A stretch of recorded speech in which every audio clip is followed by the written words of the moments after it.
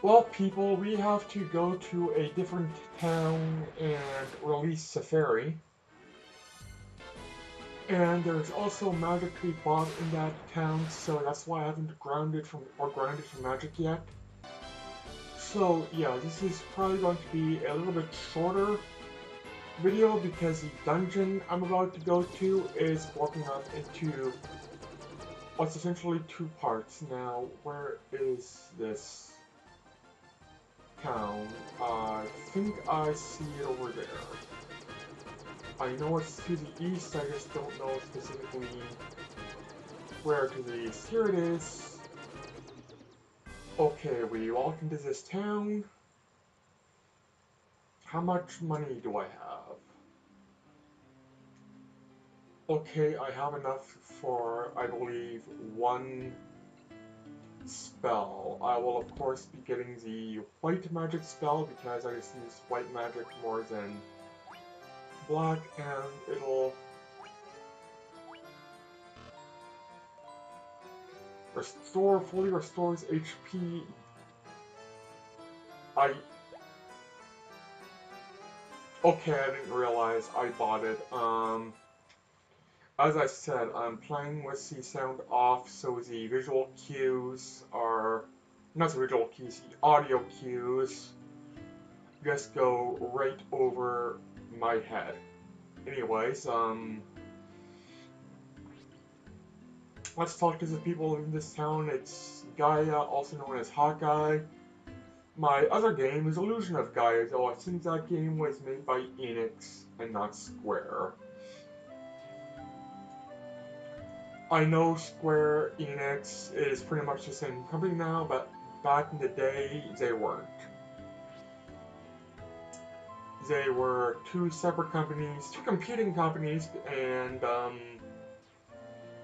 they produced, at the time anyways, primarily RPGs, specifically JRPGs. Enix being more Dragon Warrior, Dragon Quest, and Square being the Final Fantasy, countless Final Fantasy games.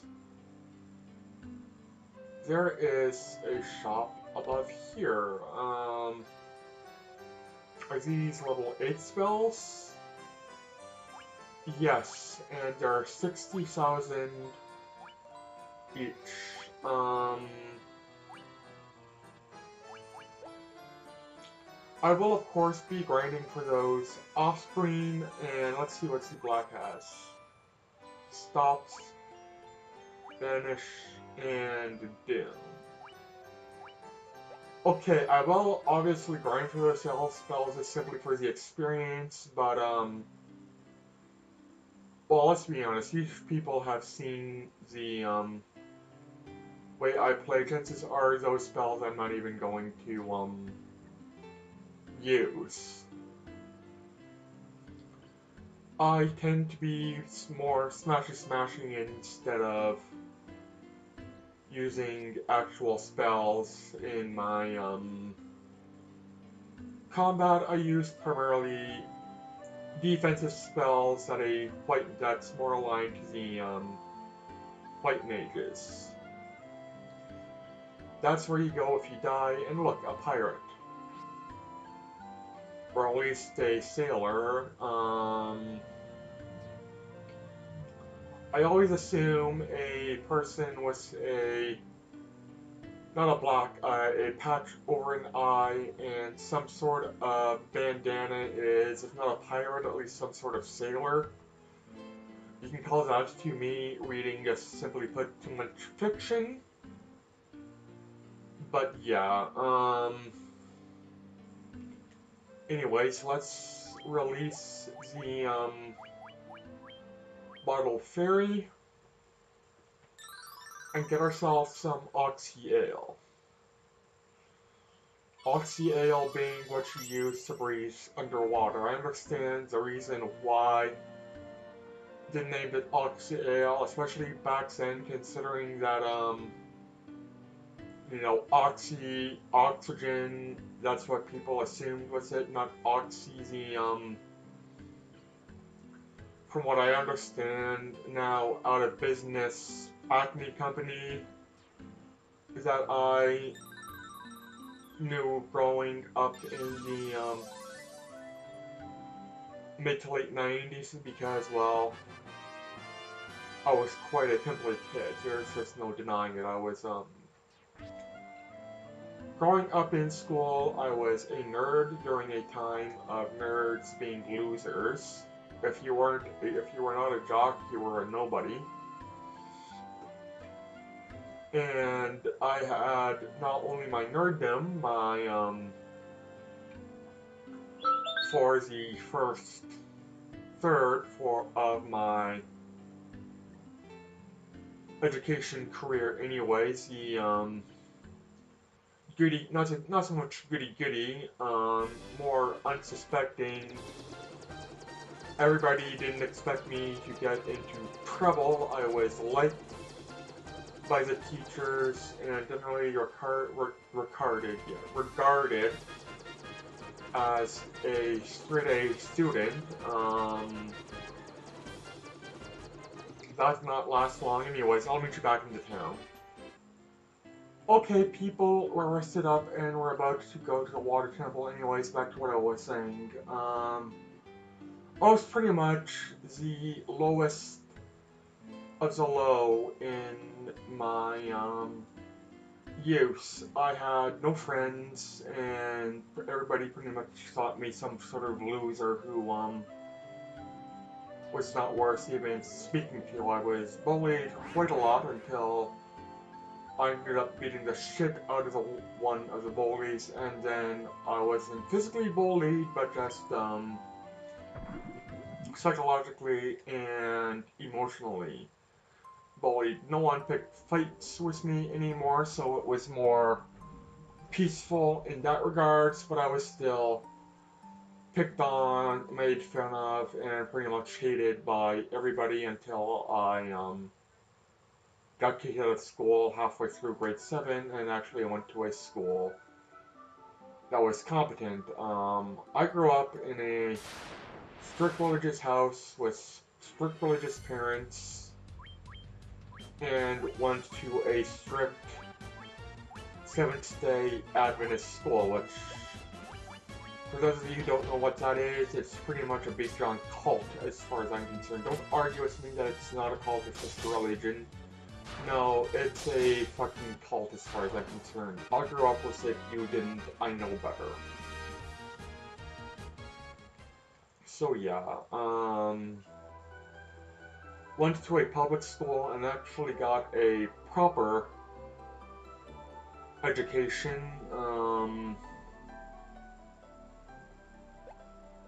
I accidentally had a shoulder button there. Anyways, as I said, this dungeon is essentially made up into 2 parts, and one of them has a key item which, if you miss, you're going to regret it. It's necessary for plot in the game.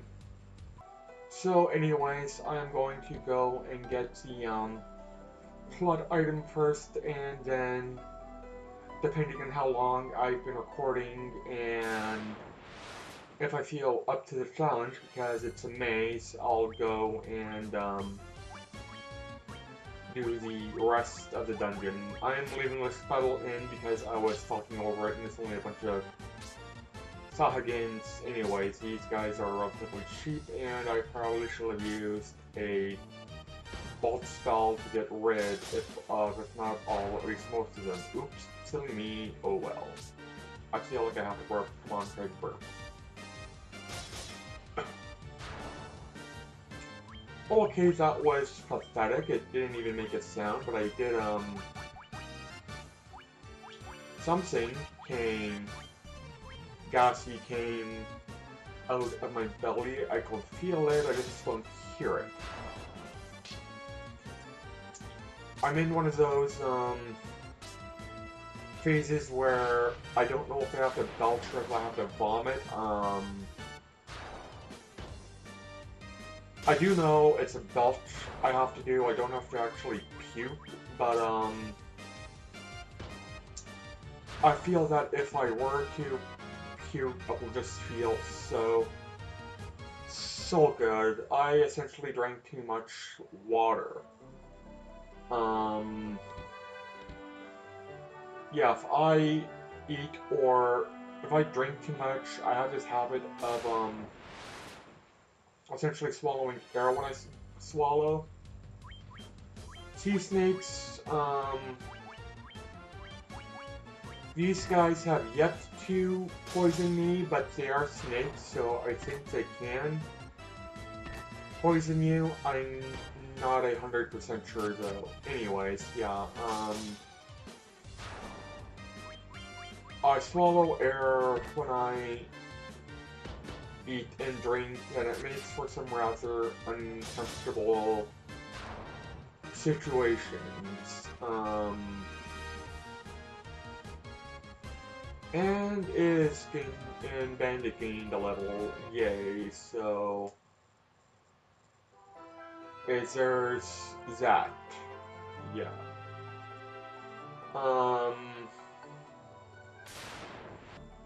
Anyways, yeah, that makes for some, oh, for fuck's sakes, I hate it when that happens. And they're ghosts. These are new enemies that are a pain in the butt. I am going to use Diet 2 and Fire 2 to get rid of them. Only they... Yeah, that's why they're a pain in the butt. They can stun you for a very long time. Dia does. Dia 1 target all, I'll use Dia 1. I think that will be enough to at least get rid of this guy.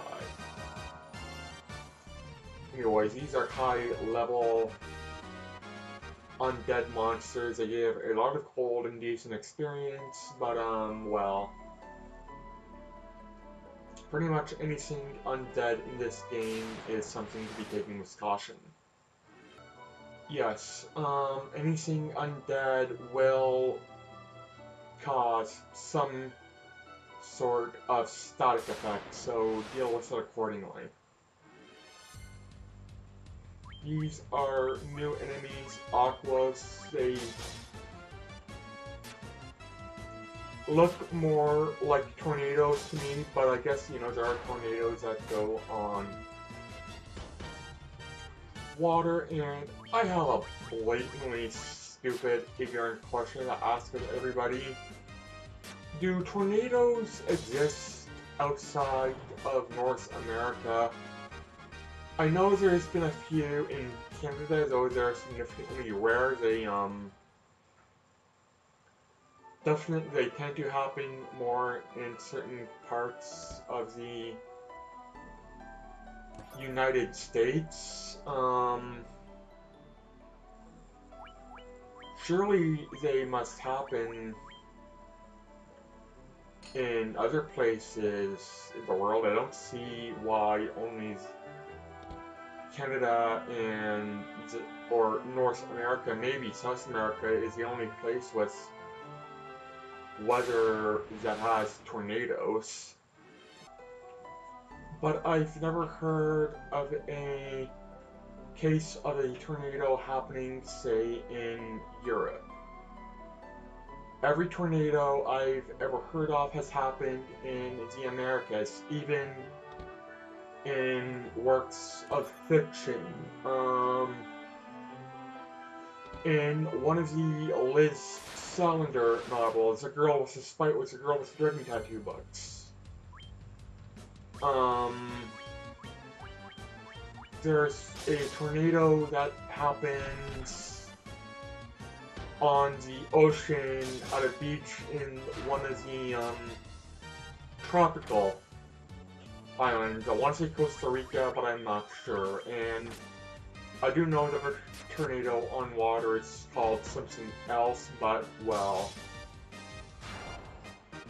it's still a funnel cloud that touches on the Earth's surface, whether it touches on the water or Earth is irrelevant. It's a tornado as far as I'm concerned. So, anyways, can people like pinpoint me to like a article or a news program or something that has people in Europe or somewhere saying that there's been a tornado in France or Spain or England, Europe, wherever, anywhere,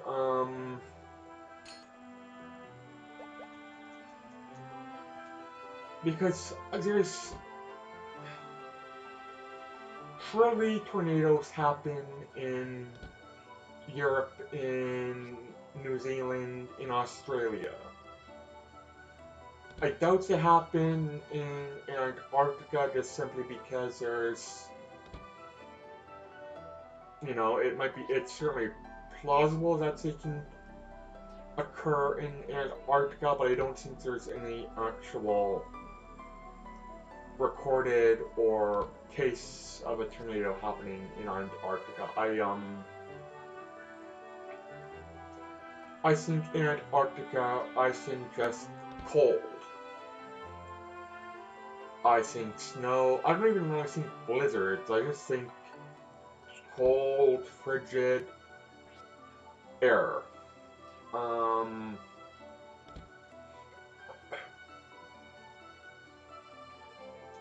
Essentially Mars. Anyways, I believe this is where we go to get the one key item that we need. Diamond gloves, and here it is. The Rosetta Stone. I don't know the significance of the Rosetta Stone other than it has something to do with translating languages. That's all I know of the Rosetta Stone. I don't know why the term Rosetta Stone is linked to translating languages, though. There's got to be some sort of mystical myth behind it. That's the only thing I can think of. Anyways, we got the Rosetta Stone. I don't know how to get to those other areas, but anyways, yeah. I've been recording for not quite half an hour. Once I speak and gather all the treasure, it'll probably be over half an hour.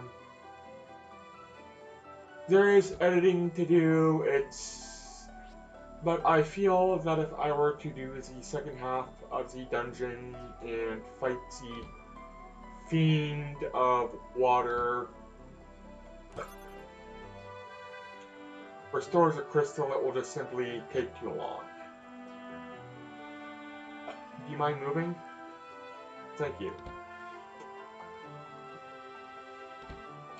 JRPGs, especially top-down JRPGs, need like a push or a move button for when NPCs block your path or block a door.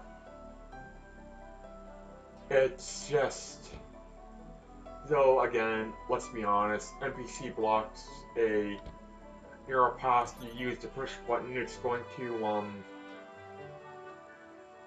be pushed in a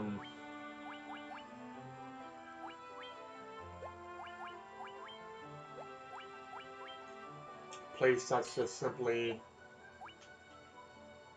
not going to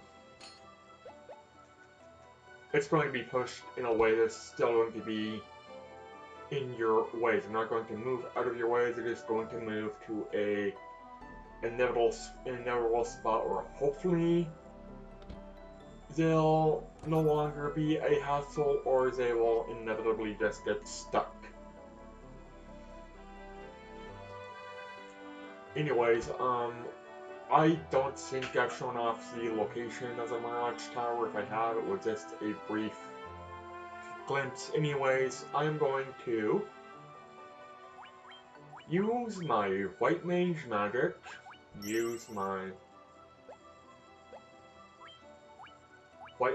magic, warp out of the dungeon, which in this particular case, because the dungeon entrance is inside a town, it warps you outside of the town.